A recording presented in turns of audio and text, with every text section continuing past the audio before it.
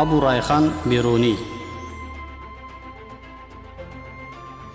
Abu Rayhan Biruni 973-жылы Хорезмдин Кат шаарында төрөлгөн. Хорезмшах Абул Аббас Маамун экинчинин сарайында чогулган аалымдар менен чогуу Маамун академиясында иш жүргүзгөн. Окумуштуу астрономия, география, математика жана тарых илимдери боюнча 160тан ашуун чыгармалар жазган.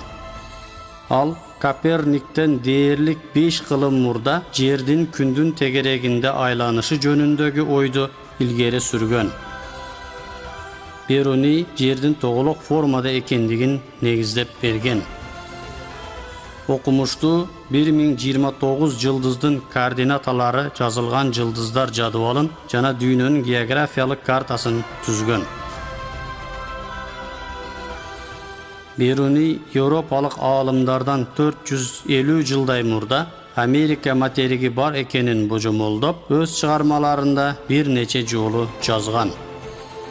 Бирунидин атындагы Абу Райхан кошумчасы Райхандын атасы, Райхандын эң жакшысы, мыктысы деген маанилерди билдирет. Кат шаарынан сыртта төрөлгөнү үчүн өзүнө Бируни, башкача айтканда сырткылык деген ылакап алган. Бируни жердин айланасынын узундугун ченөөдө жаңы усул, математикалык усулду иштеп чыккан. Абу Райхан Бируни 1048-жылы Газнада каза болгон.